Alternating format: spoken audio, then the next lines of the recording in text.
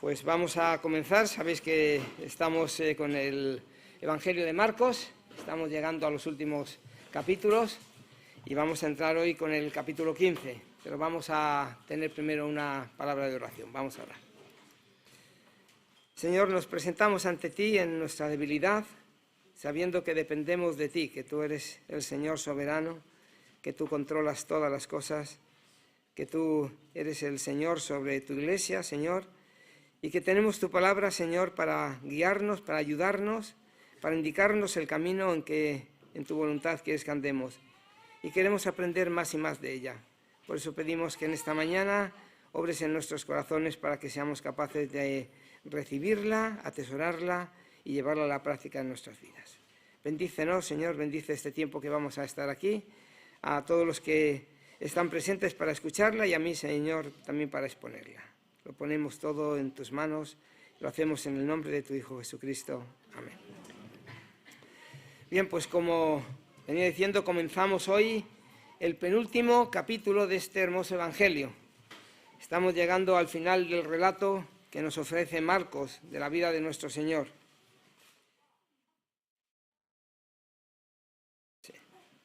Ahora, como vimos en su momento, es el relato del Hijo del Hombre, que vino no para ser servido, sino para servir y dar su vida en rescate por muchos. El siervo viene a gobernar, el gobernador del universo viene a servir. Ahora este capítulo comienza con el relato de Jesús ante Pilato, capítulo 15 del Evangelio de Marcos. Los sucesos que rodean la cruz son algo más que sencillas historias contadas por los escritores de los evangelios. Siempre podemos leer las historias precisamente como eso, como una historia que están contando. Siempre se pueden leer de ese modo, como la sencilla y trágica historia de un hombre que dio su vida a favor de una causa. Podemos leerlo así. Pero si leemos detenidamente los relatos de los evangelios, nos daremos cuenta que en esta historia están operando fuerzas muy extrañas y a la vez maravillosas tras el escenario. A veces cantamos un himno que dice: Dios obra en maneras que no podemos entender. Y creo que no hay nada que deje este hecho más claro que los relatos de los evangelios. Cómo van sucediendo los acontecimientos en los evangelios, las enseñanzas de Jesús, y cómo todo lleva a un punto en el cual parece lo más extraño, la persona de la muerte de aquel que viene para reinar, y es de la manera más extraña, y son cosas que suceden que no podemos entender, pero que son las que dan luz a este evangelio y en este sentido a las cosas. Y llegamos entonces ahora en estos dos últimos capítulos a un momento crítico y decisivo de la vida de nuestro Señor. Nos vamos dando cuenta que hay algo que está sucediendo detrás del simple acontecer de las escenas de este relato. Estamos llegando a momentos muy cruciales, muy esenciales. Y podemos darnos cuenta que hay algo que se teje un poco, como se suele decir en el teatro, entre bambalinas. Hay algo que hay detrás, no es simplemente la historia de aquel que apresan, que llevan ante a un juicio, le condenan y ya, sin más, sino que hay algo. Y la historia de los acontecimientos, si bien son estos, pero cuando lo leemos con detenimiento vemos que hay algo más.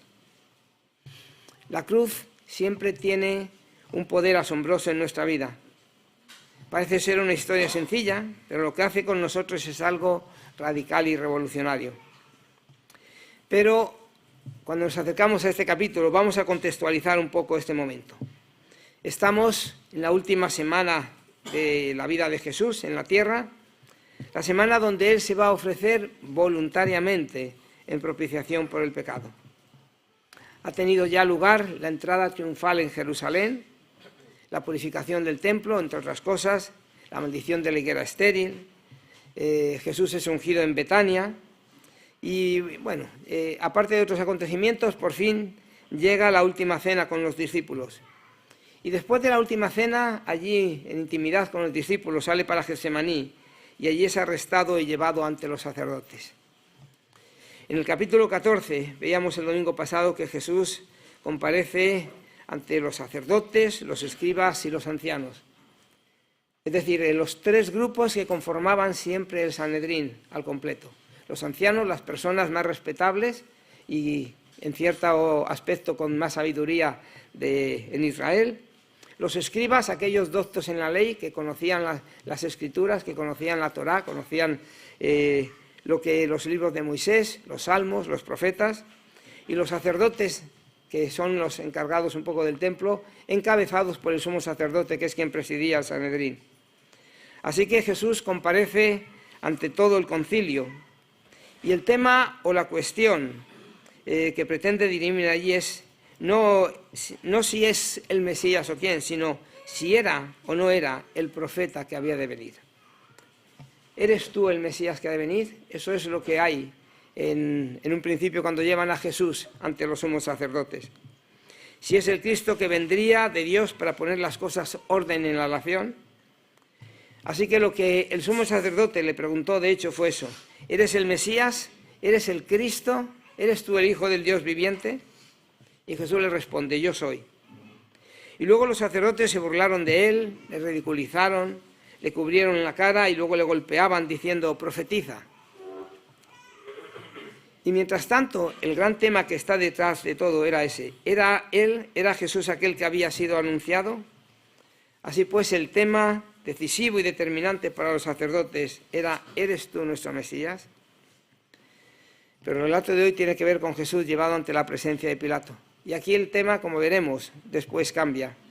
Aquí el tema ya no es si es o no es el Mesías, sino si es él el rey de los judíos. Y esta es la pregunta que sobresale a lo largo de todo este pasaje de las Escrituras. Ahora, tras ese interrogante se ocultan cuestiones que indican que está pasando algo mucho más profundo, algo que no es un misterio. Leeremos después este pasaje, Marcos del 1 al 15, lo iremos leyendo según vamos avanzando. Pero de la lectura que yo hice me surgían al menos 4 interrogantes de este relato. El primero de ellos es, ¿por qué se maravilló Pilato por el hecho de que Jesús guardase silencio? Lo dejo ahí. En segundo lugar, ¿por qué eligió la multitud a Barrabás en lugar de elegir a Jesús? Es algo que no parece que fuera lo más lógico. En tercer lugar, ¿por qué mandó Pilato que azotasen a Jesús antes de ser crucificado? Cuando sabemos que eso es algo que no se acostumbraba a hacer con los reos a muerte. Y de hecho, no hay ninguna evidencia de que los que fueron crucificados con Jesús fuesen azotados en ningún momento, los otros ladrones. Y cuarto, ¿por qué se burlaron de él los soldados con tanta pasión y crueldad?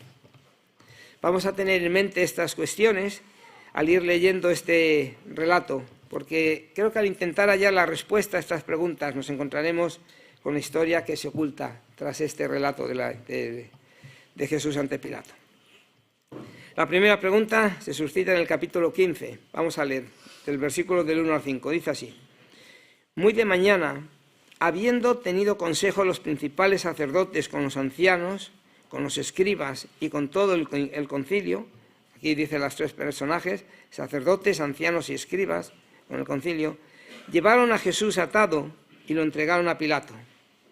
Pilato le preguntó, ¿eres tú el rey de los judíos? Respondiendo él le dijo, tú lo dices. Y los principales sacerdotes lo acusaban mucho. Otra vez le preguntó Pilato diciendo, ¿nada respondes? Mira de cuántas cosas te acusan. Pero Jesús ni aun con eso respondió, de modo que Pilato se maravillaba. No sabemos la forma en que pasaría nuestro Señor las horas entre el momento en que llegó a última hora de la tarde ante los sacerdotes, ante el Sanedrín, en la casa del sumo sacerdote, y el momento de presentarlo ante Pilato a la mañana siguiente. Es posible que entre estas 2 apariciones transcurriesen aproximadamente entre 6 y 8 horas. Es difícil saber si él conseguiría dormir algunas horas después de aquella noche trascendental, una noche en la cual había sido traicionado, había sido apresado, abandonado por los suyos y llevado ante los principales sacerdotes. Y en una símil de juicio es condenado por ellos en una reunión nocturna, muy posiblemente ilegal. Pero la mañana siguiente, muy temprano, nos dice aquí, muy de mañana, es llevado de nuevo ante los sacerdotes, ante el Sanedrín, y los sacerdotes realizan una consulta con todo el Sanedrín. Según la ley judía, estaba prohibido llevar a cabo durante la noche procedimientos que podían acabar en una pena de muerte. Si era algún procedimiento en el cual había posibilidad de que acabasen en pena de muerte, no se podría hacer por la noche. Por eso el Sanedrín no actuaría hasta las 6 de la mañana aproximadamente para poder cumplir con la ley. Muy posiblemente la primera reunión que celebraron de noche era ilegal, la cual no tenía valor en sí, y quizá para justificar sus acciones tienen que convocar una reunión durante el día, muy de mañana, habiendo tenido consejo los principales sacerdotes, ancianos y los escribas con todo el concilio. Bien, como nos decía Luis el domingo anterior, que la recopilación de la tradición oral judía, la Misná, no fue completada hasta 2 siglos después de morir Jesús. Sin embargo, la realidad es que muchas de sus leyes recogidas en ella formaban parte de la tradición judía, formaron parte de la tradición judía durante siglos. Y por eso es muy posible que la prohibición contra procedimientos nocturnos, en casos de penas capital, como es aquí, estuviera vigente al ser juzgado, con la imposibilidad de que se pudiese juzgar si eran así. Así que, aun cuando esto no está recogido hasta 2 siglos después, era una tradición que ya venía desde atrás. Así que por la mañana temprano, tan pronto como amanece, se reúnen para celebrar dicha reunión. Versículo 1 dice, muy de mañana habiendo tenido consejo. Yo me preguntaba cuál era el motivo para que tuvieran para consultar entre sí, para tener este consejo. Porque ya la noche anterior habían ya determinado que era reo de muerte. Pienso que la razón es que sabían que los cargos que habían presentado para condenar a Jesús no serían aceptados por el gobernador romano. Según veíamos el domingo pasado, por la razón de que decían que había blasfemado, por blasfemia, diciendo que había afirmado ser Dios. Capítulo 14, versículos 62 al 64, dice así, Jesús le dijo, yo soy, y veréis al Hijo del Hombre sentado a la diestra del poder de Dios y viniendo en las nubes del cielo. Entonces el sumo sacerdote, rasgando sus vestiduras, dijo, ¿qué más necesidad tenemos de testigos? ¿Habéis oído la blasfemia? ¿Qué os parece? Y todos ellos le condenaron, declarándole ser dignos de muerte. Por tanto, la decisión ya estaba tomada. Entonces, ¿para qué tener este consejo? Pues realmente creo que porque ellos pensaban que si llevaban ese hecho ante Pilato, no les iba a servir para nada. La realidad es que los romanos seguramente no hiciesen caso alguno de esa acusación. Y ellos no tenían capacidad legal para decretar su muerte, por lo que necesitaban llevar alguna otra causa antes de enviarlo a Pilato. En el pasaje paralelo de Lucas nos dice que le impusieron 3 acusaciones en su contra. En primer lugar, le acusaron de pervertir a la nación, es decir, de provocar a los alborotadores para que causasen disturbios, disensión. Y entonces era una de las causas que le decían, que lo acusaban delante de Pilato. Realmente eran causas que muy difícil era de mantenerlo. En segundo lugar, fue acusado de que prohibía el pagar los tributos a Roma, enseñando a la gente a no pagar sus impuestos. Y en tercer lugar, le acusaron de querer ser el rey en lugar de César. Seguramente Pilato las 2 primeras obvió de ellas. Vio que no tenían consistencia, no había tenido nunca ninguna noticia de que hubiese habido ningún alboroto. El caso que mencionaban de los impuestos, cuando le hicieron la pregunta, ¿es digno se puede pagar al César los tributos? ¿Es correcto? Él había respondido de una manera muy sabia, no sabiendo los otros qué decir.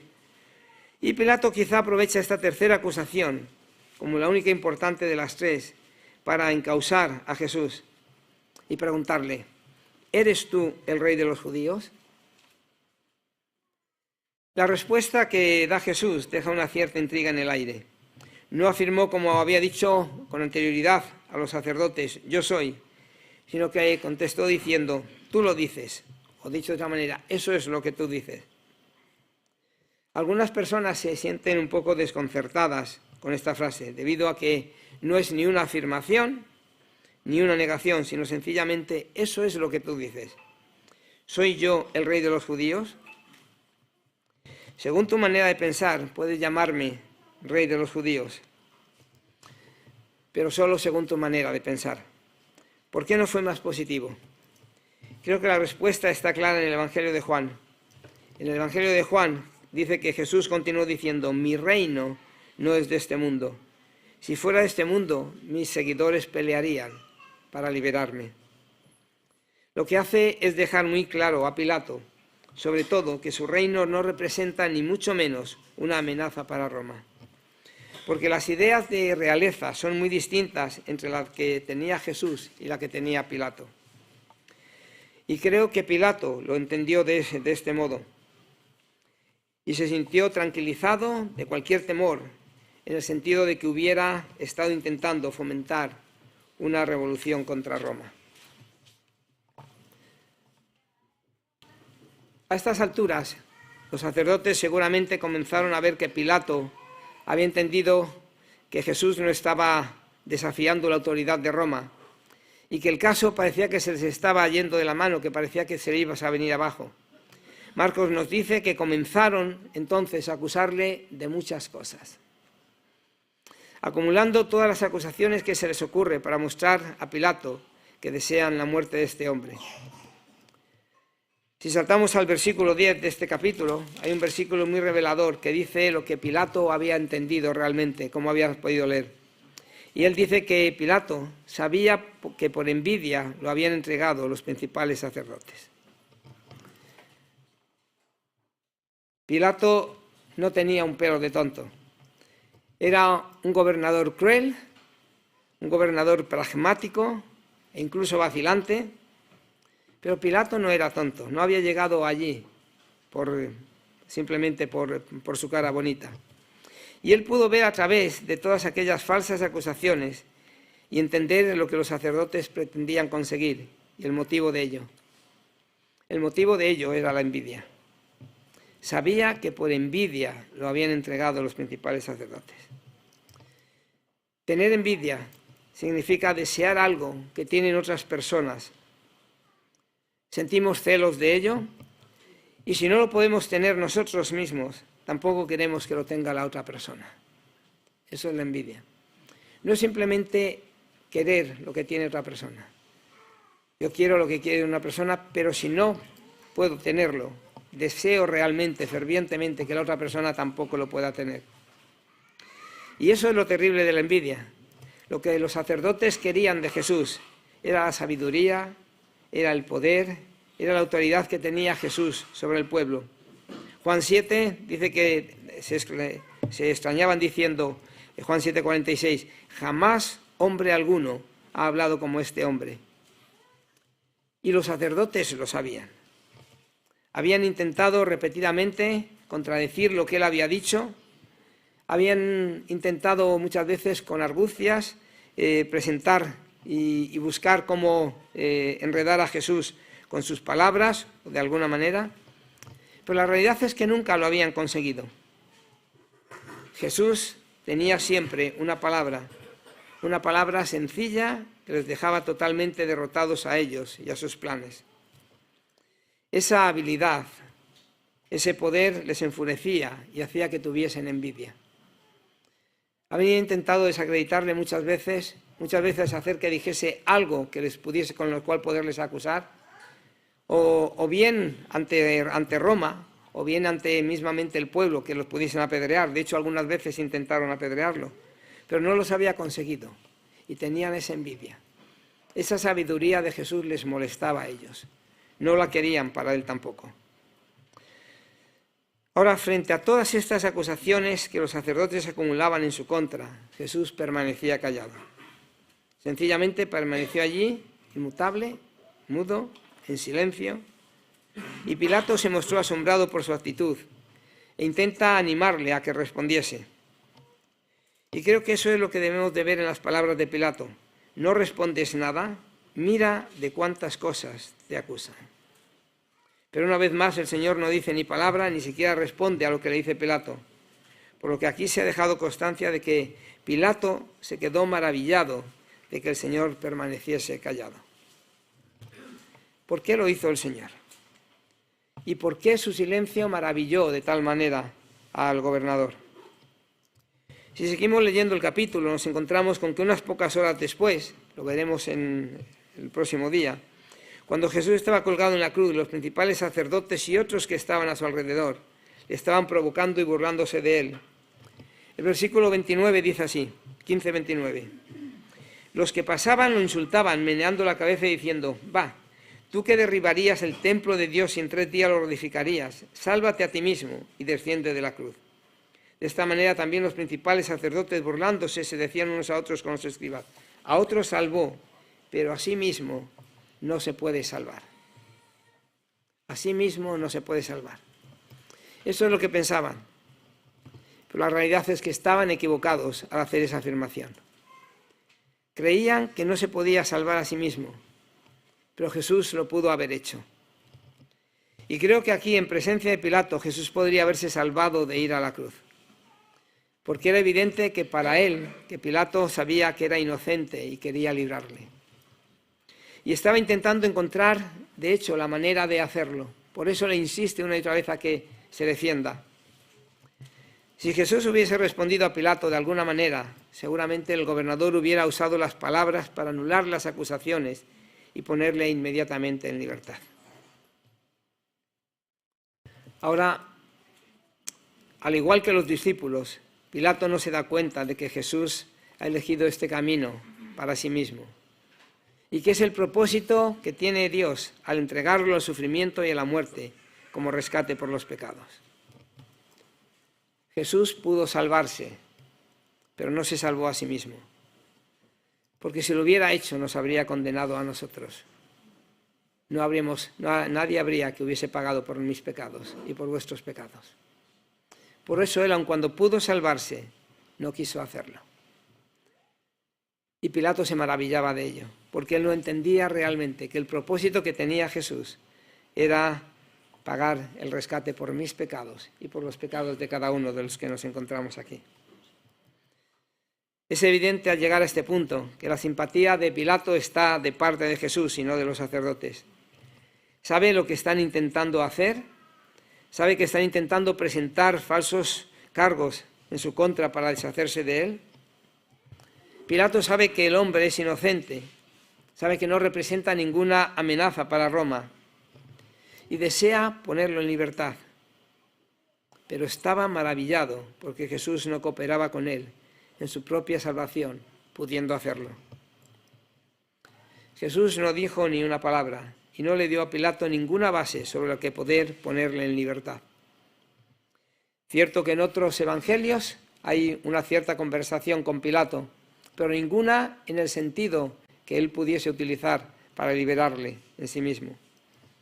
Por tanto, el silencio de Jesús expone de modo efectivo la enemistad de estos sacerdotes. Dejó al descubierto sus engaños y no les quedó más remedio que mostrar abiertamente que lo que les estaba carcomiendo eran en realidad los celos y la envidia que tenían en sus corazones de Jesús. Eso es lo que quiero decir cuando digo que la cruz tiene una manera sorprendente de obrar a nuestro favor. La cruz nos libera de toda pretensión. Pone de manifiesto nuestros más recónditos motivos.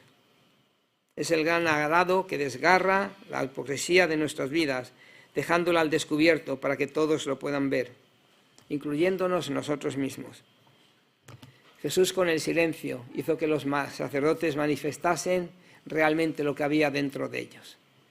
La maldad que había dentro de ellos, la envidia, el deseo de hacerle mal a Jesús. Y eso es lo que sucedió ahí en ese caso. Al guardar Jesús silencio ante estos sacerdotes, se ven obligados a dejar clara la enemistad que hay en sus corazones contra Jesús. Por tanto, ¿qué es lo que maravilló a Pilato?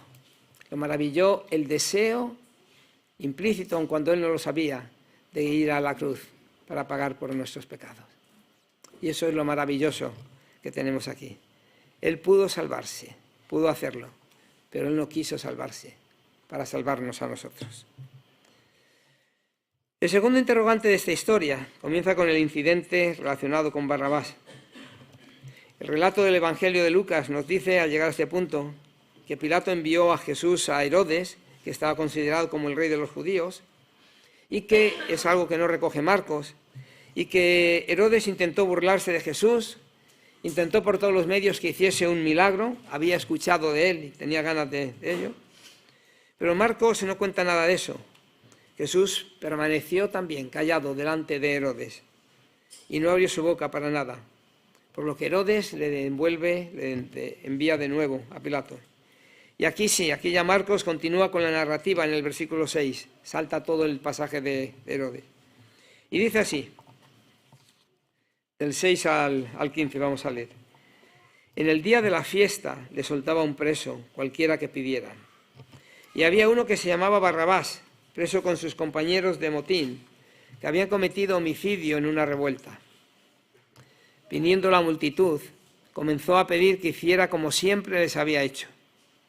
Y Pilato le respondió diciendo, ¿queréis que os suelte al rey de los judíos? Porque sabía, como habíamos leído antes, que por envidia lo habían entregado los principales sacerdotes. Pero los principales sacerdotes incitaron a la multitud para que soltara más bien a Barrabás. Respondiendo Pilato les dijo, ¿qué pues queréis que haga con el que llamáis rey de los judíos? Y ellos volvieron a gritar, crucifícalo. Pilato dijo, pues qué mal ha hecho. Pero ellos gritaban aún más, crucifícalo. Pilato, queriendo satisfacer al pueblo, le soltó a Barrabás y entregó a Jesús, después de azotarlo, para que fuera crucificado. Todos los escritores de los evangelios mencionan a Barrabás. Probablemente era un revolucionario, opositor de Roma, un patriota para muchos de ellos. Lucas nos dice que estaba en la cárcel acusado de sedición y homicidio. Quizá fuese un bandolero, como piensa mucha gente, pero aquí el caso es que estaba acusado de sedición, es decir, de haberse rebelado, haber intentado algo contra Roma. Lo curioso acerca de él es su nombre, Barrabás, que significa hijo del Padre. Y digo que es curioso porque la multitud se enfrenta con la necesidad de elegir entre el Hijo del Padre, con minúscula, aquel que vive y gobierna violentamente por la fuerza, con Barrabás, el Hijo del Padre, o Jesús, el Hijo del Padre, que gobierna apaciblemente por medio del amor y que está dispuesto a sacrificarse a sí mismo. Tiene las dos alternativas delante de sí. Y creo que hay algo que es preciso que nos preguntemos. ¿Por qué eligieron a Barrabás? Una respuesta puede ser que estaban incitados por los sacerdotes, por los fariseos, y que se dejaron llevar por la multitud. Pero otra puede ser que estaban decepcionados con Jesús. Que esa era parte de la multitud que solo unos días antes le había dado la bienvenida a Jerusalén. Es más, posiblemente en la ciudad habría personas a las que Jesús había sanado, quizá. Los ojos de los ciegos habían sido abiertos, los sordos habían podido oír y los cojos habían podido andar. Debía de haber algunas personas en aquellos momentos en Jerusalén en las que el Señor había intervenido personalmente en sus vidas para ayudarlas. Pero habría otras muchas personas en las cuales había despertado en la gente la esperanza y el ardiente deseo de que fuera efectivamente el Mesías que había venido para librarles del yugo de Roma. Todas las ideas acerca del mesianismo en Israel giraban en torno al pensamiento de que él sería quien les habría de librar de la odiada esclavitud o el sometimiento a Roma. Y sin embargo, ahora aquel que esperaban que fuese el Mesías, ahora le veían impotente frente al gobernador romano, viendo su aparente falta de deseo o incapacidad para defenderse de algún modo o de librarse. Aquel que esperaban que los librase de Roma estaba allí, atado, preso, delante del gobernador romano. Y no parecía que pudiese hacer nada para librarlos.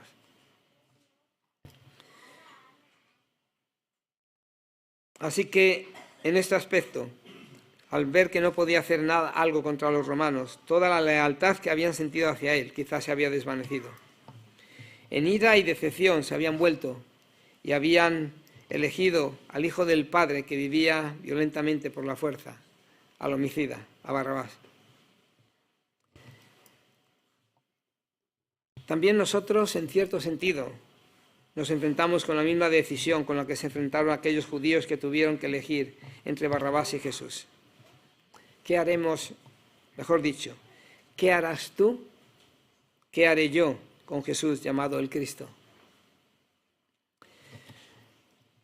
¿Te has sentido alguna vez decepcionado con Jesús o decepcionado con Dios? ¿Has esperado alguna vez que actuase de un modo determinado por lo que has entendido tú acerca de Él, acerca de su vida, de su naturaleza, pero Él no lo ha hecho? ¿Te ha pasado eso alguna vez? ¿Te has sentido decepcionado de Jesús alguna vez? Tal vez algunos sí. Tal vez te has sentido furioso, decepcionado con Dios. Quizás has sentido que, bajo tu punto de vista, que no ha estado Dios a la altura de sus promesas, porque te has creído seguro de saber lo que Él iba a hacer o lo que Él tenía que hacer, y Él te ha decepcionado. Y a veces quizá tu corazón se ha llenado de ira por el hecho de que Dios no ha actuado de ese modo, a pesar de que Él ha dicho una y otra vez: mis pensamientos no son vuestros pensamientos, ni vuestros caminos son mis caminos, dice Jehová. Como son más altos los cielos que la tierra, así son mis caminos más altos que vuestros caminos, y mis pensamientos más altos que vuestros pensamientos. Se sentían decepcionados quizá con Jesús, por eso eligieron a Barrabás. Y a veces nosotros podemos sentirnos decepcionados con Jesús, quizá injustamente, sin duda ninguna. Pero yo conozco a una persona que dijo: el Señor no me ha dado lo que yo pedía, lo que yo le he pedido. Así que yo ahora voy a vivir el resto de mi vida a mi modo. Y hasta el día de hoy, que yo sepa, está así. Quería algo, pensaba que el Señor se lo tenía que dar. Y cuando no lo dio, se frustró en este aspecto. Hermanos, no podemos entender completamente a Dios. Dios es siempre fiel, pero es siempre fiel a sí mismo. Es fiel con nosotros, pero sobre todo es fiel a sí mismo. Es fiel con lo que tiene que hacer, con su manera de ser. Sus caminos no son nuestros caminos, ni sus pensamientos nuestros pensamientos. Es todo mucho más alto que Él. Él no miente nunca, no nos engaña jamás, no nos hace promesas engañosas. A veces nosotros tomamos promesas y las interpretamos a nuestra manera y pensamos que es así. No he visto nunca a nadie que padezca pan, a un creyente que padezca pan, que padezca hambre. Y entonces pensamos que podemos estar tranquilos. Pero tenemos que trabajar si queremos ser así. En el mundo tendréis aflicción. Él ha vencido al mundo, pero tendremos que sufrir la aflicción. No podemos pasarse así. Y eso es algo así. Él es mucho más de lo que nosotros sabemos manejar. Es superior a lo que somos nosotros. Y al igual que le sucedió a aquella multitud, tal vez nos enfurecemos con Dios a veces y nos sentimos frustrados, molestos, y a veces estamos tentados a darle la espalda. Y sabéis, cuando nos sentimos frustrados, siempre hay otro Jesús que nos está esperando entre bastidores y estamos dispuestos a seguirle.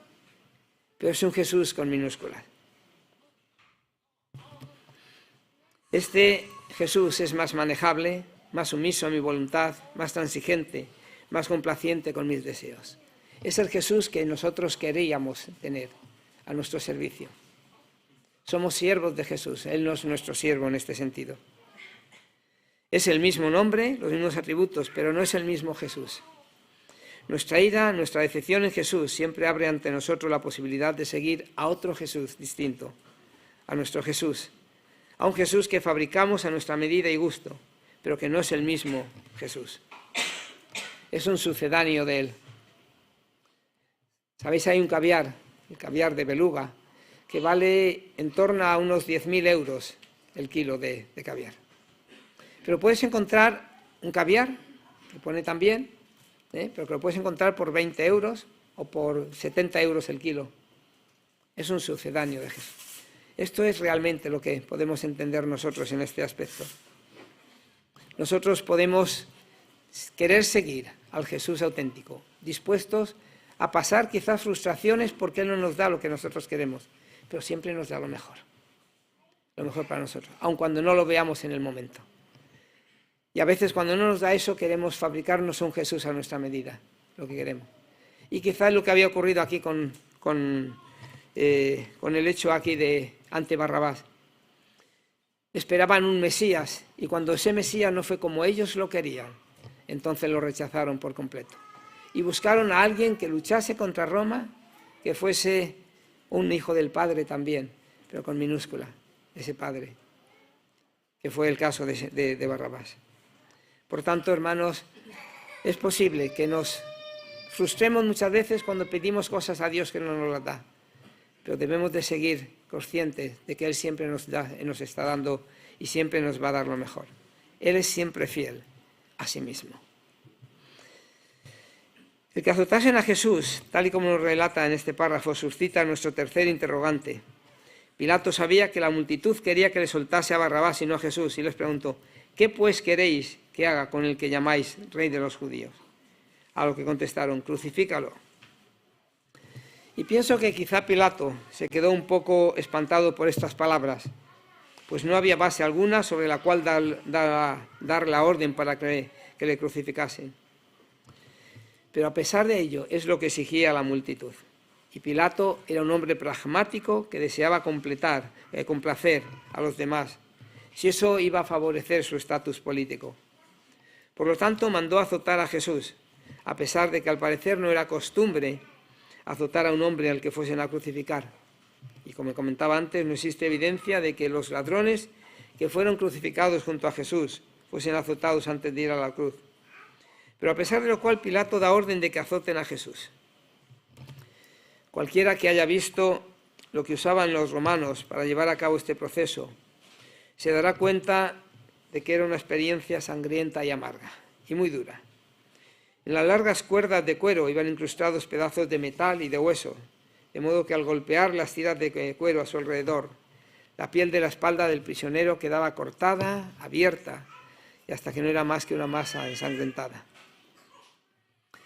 Y yo digo, Pilato, que quería soltar a Jesús, que parece que deseaba hacerlo, ¿por qué Pilato ordenó que Jesús fuese azotado, sabiendo que habría de ser crucificado después? Y sin embargo, creo que fue el último esfuerzo que realizó Pilato para dejarle en libertad. Tenía la esperanza de que azotándole despertaría la simpatía y la compasión de la multitud. Esperaba castigarle de tal manera que despertase los sentimientos de la multitud a favor de Jesús. Porque Juan nos dice que una vez que le hubieron azotado, Pilato condujo a Jesús ante la multitud y les dijo: «He aquí el hombre».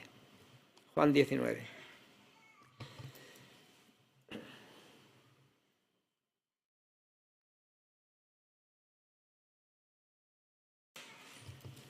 La realidad es que Pilato fracasó.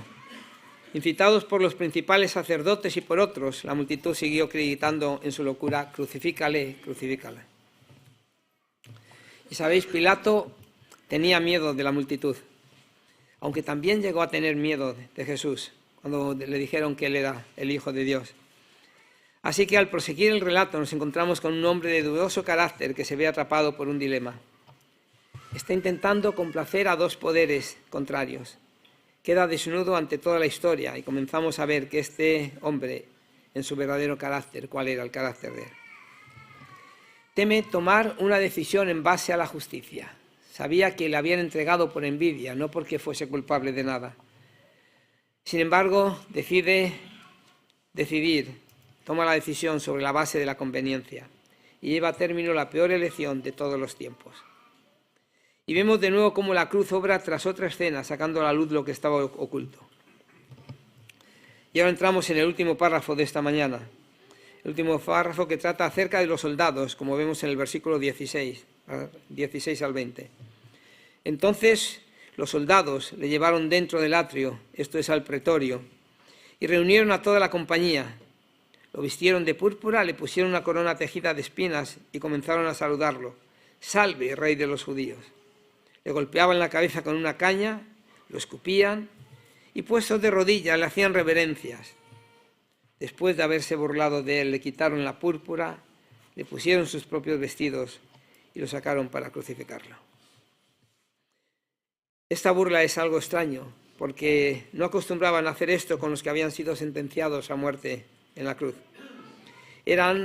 Los soldados romanos, sin duda ninguna, que eran soldados implacables. Eran personas de un corazón duro, endurecido, acostumbrados a cumplir las órdenes por más espantosas que fuesen. Podían sacar a un hombre sin la menor sensibilidad, clavarlo en una cruz antes de irse a desayunar tranquilamente y reírse. Pero someten a Jesús a esta burla que parece ir acompañada de una gran pasión.